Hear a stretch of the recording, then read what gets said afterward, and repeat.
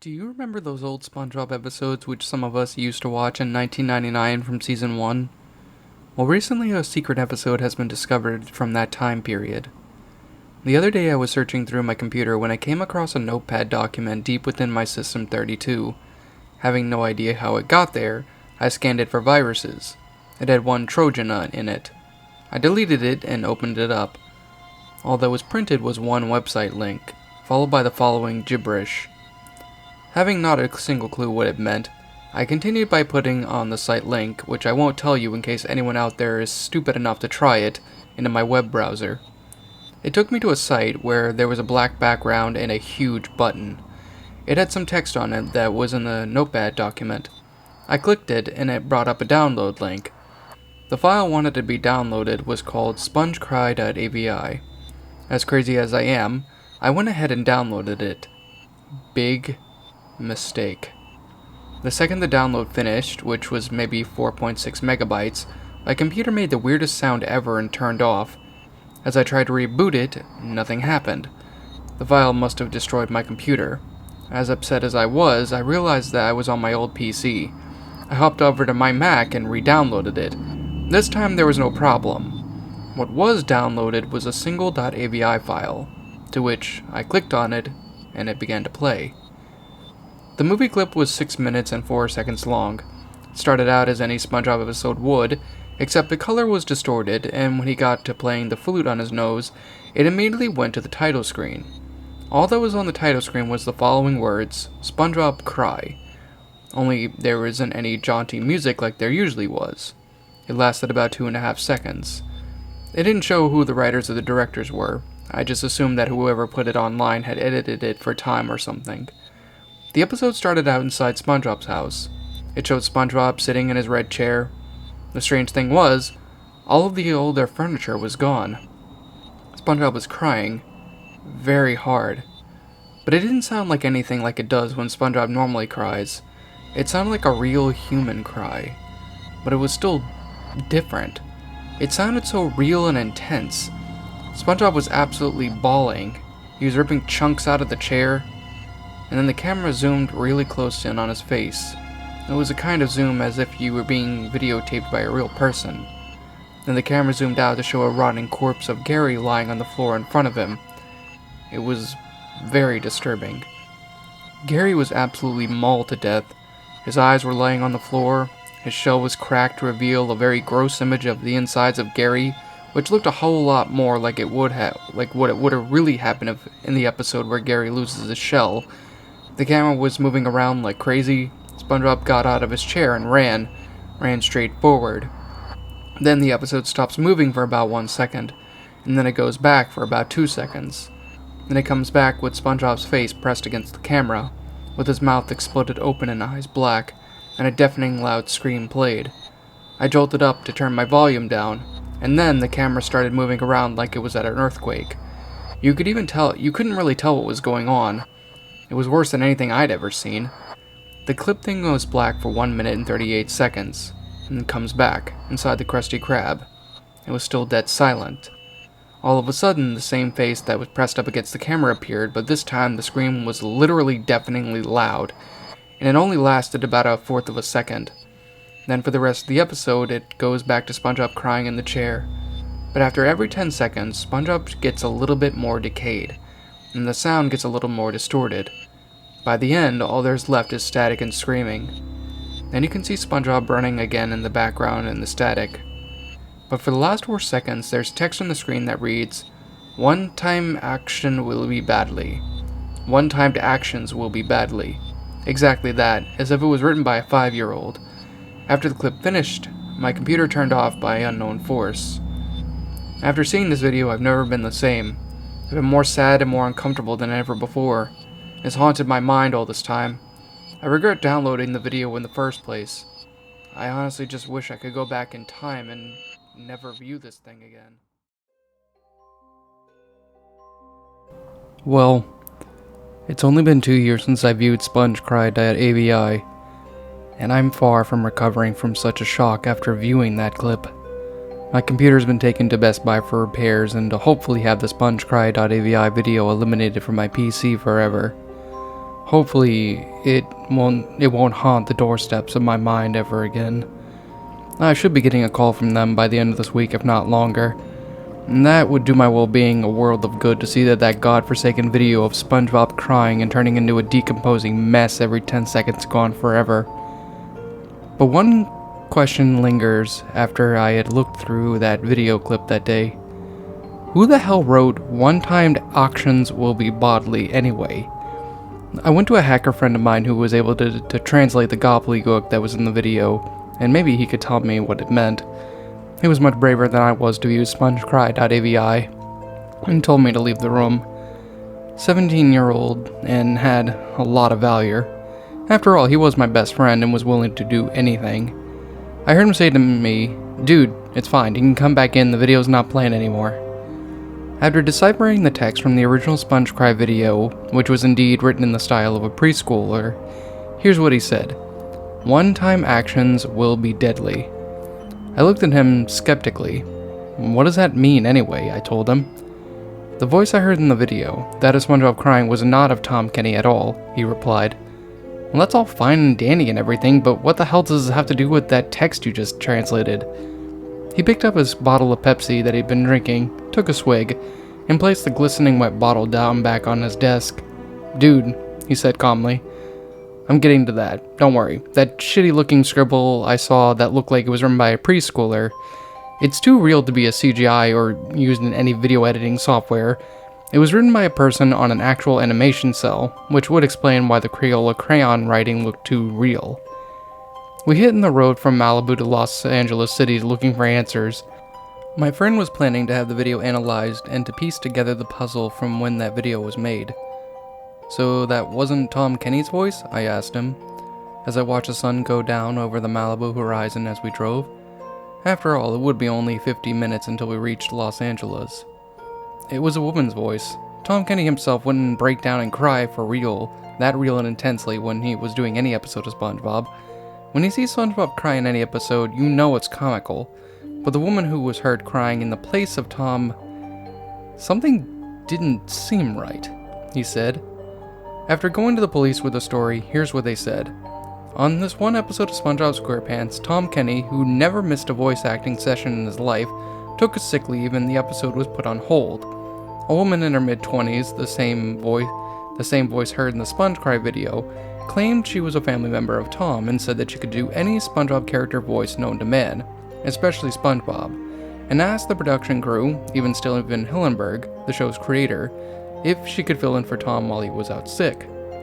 They didn't see any harm done in that, but the one weird thing I couldn't put my finger on is, why would this woman ask the animation and audio crew to leave the room? Did she want to do this herself? Was she really that talented at animating and voice acting?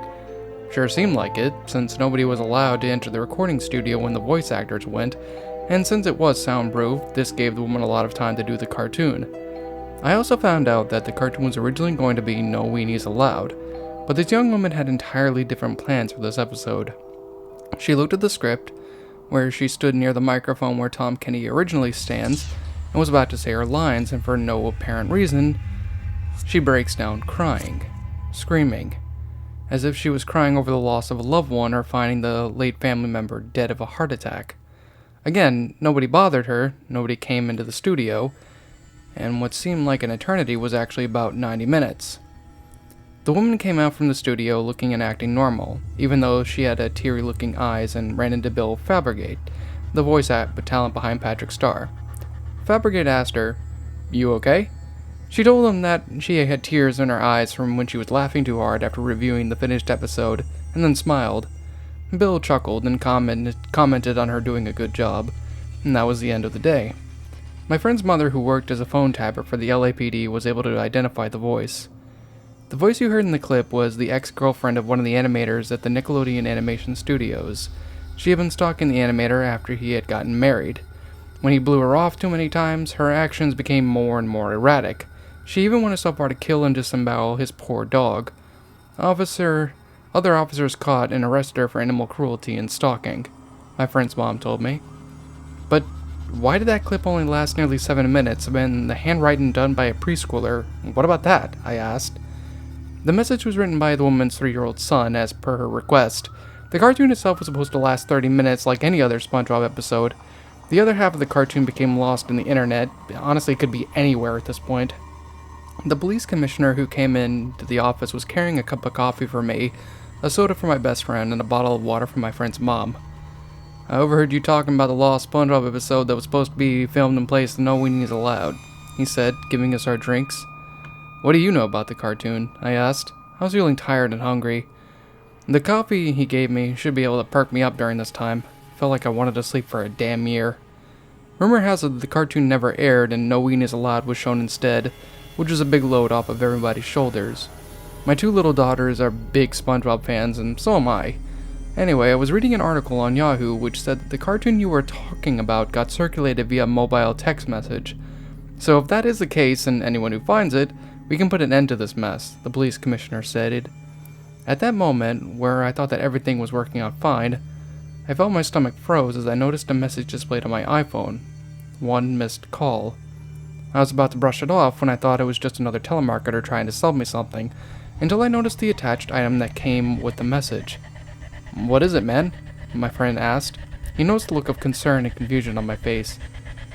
I think I found the cartoon," I replied, my voice nearly fading. "Open the video," the police commissioner said calmly. My friend's mom was anxious to see the other half of the cartoon. After the video roared to life, it didn't resume like a video would when you see on YouTube when you go to a part 2 or whatever. It showed the regular introduction with Patchy the Pirate being his jolly old self, kids singing the SpongeBob SquarePants theme, and SpongeBob playing his flute with his nose. After the "created by Steven Hillenberg" byline was displayed, I didn't hear any music, just the sound of a heart beating. And very faintly, news report audio clips played. Authorities continue to release details of the murders. They still have no explanation as to why it all happened. I heard then the sound of a woman weeping softly. This was starting to get a little creepy. The clips continued. The medical examiner says he expects to positively identify most victims. A filed cabinet in the refrigerator and open boxes. The police department continues to be flooded with calls from families and with missing loved ones. Says he killed even more. Arrested on suspicion of mass murder. Some of these murders, at least, have been committed outside the city limits. The title screen came up. SpongeBob Cry 2. Another sequel. Just as I remembered, SpongeBob was in his big red chair. All the furniture was gone. Poor little Gary lying dead, lifeless and mauled beyond recognition. I wanted to cry because I saw Gary dead. Poor little fella. My heart hurt for him. But I just tried to remain calm. As SpongeBob continued to get more and more decayed, looking like a putrefied mess every 10 seconds, he became, when he cried, he stopped, turned, and looked at the viewer. His skin was already a murky-looking mess, and he looked more like a carry-on, wearing his trademark skin suit, shoes, and little red tie. All SpongeBob ever did in the first video was cry, but now he started to speak. So this is what it'll take to talk to you, Evan. Evan was one of the names of the animators at the Nickelodeon Animation Studios for SpongeBob. Why couldn't it have been me? Why couldn't it have been you to ask me to be your wife instead of Stephanie? She doesn't love you. I loved you. You love that stupid dog too more than me. I know I was stupid to turn you down in high school, but I was a stupid girl back then and I didn't know any better. I was young and stupid. You happy? I wanted to be your lover, but I was too busy having my head up Eric's ass to even care. You're right. I was using Eric and making him look like a fool. I wanted to marry him. But I was too young and stupid. You have every right to threaten me when I was messing with you and your family. It was my own damn fault for costing you a lover those years ago. I had a mental illness, but I didn't want to tell you because I was afraid you'd hate me forever, but I guess you do, don't you?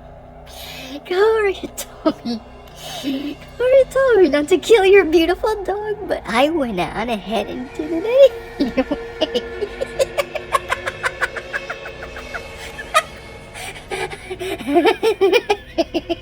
I killed your fucking mole, baby. The reason I told Gloria about you is that I wanted her to know how sweet you were and how much I loved you, but I guess you're never gonna love me. Aren't you?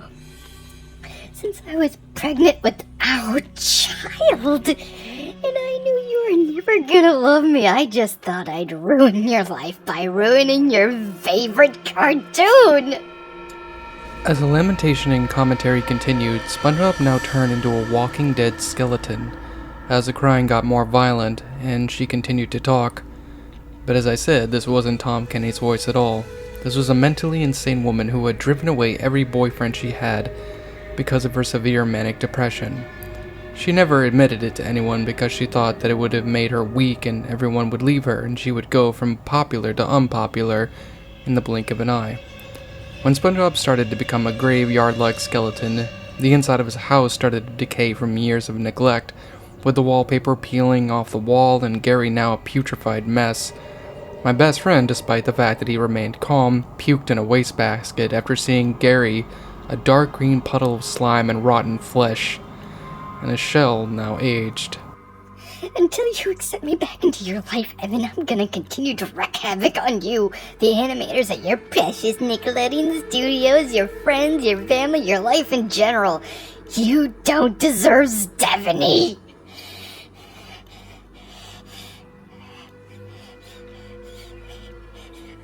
I'm sorry you hate me.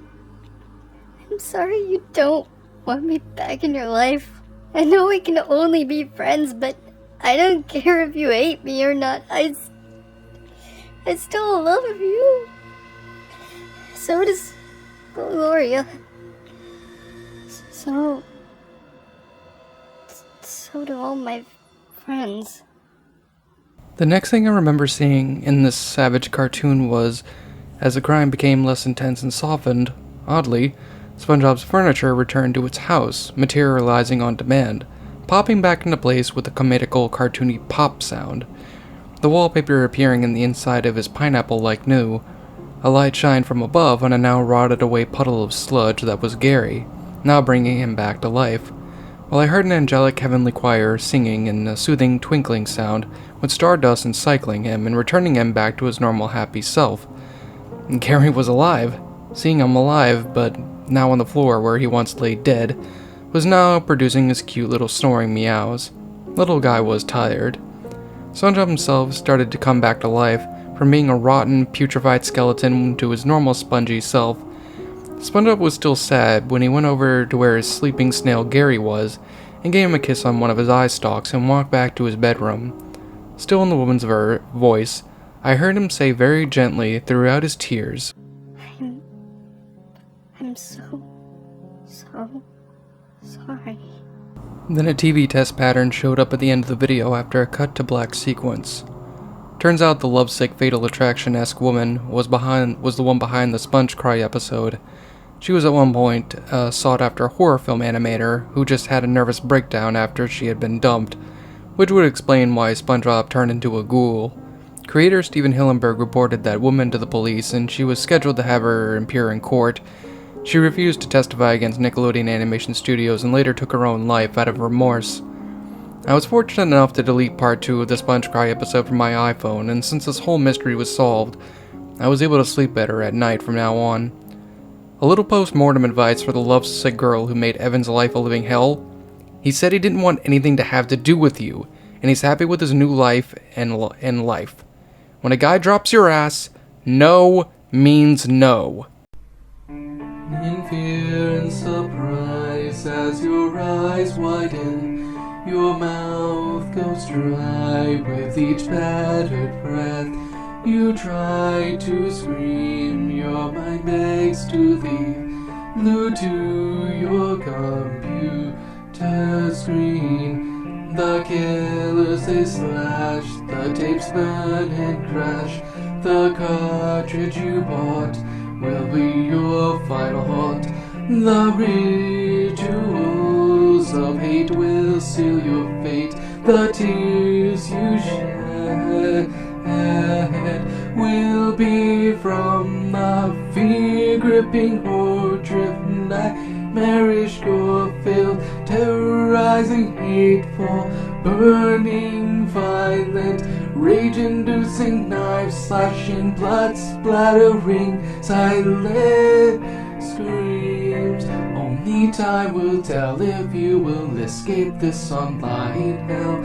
Your horror-filled obsessions will come with its own regressions. Your pathetic screams will not be heeded in any way, because your nightmares will come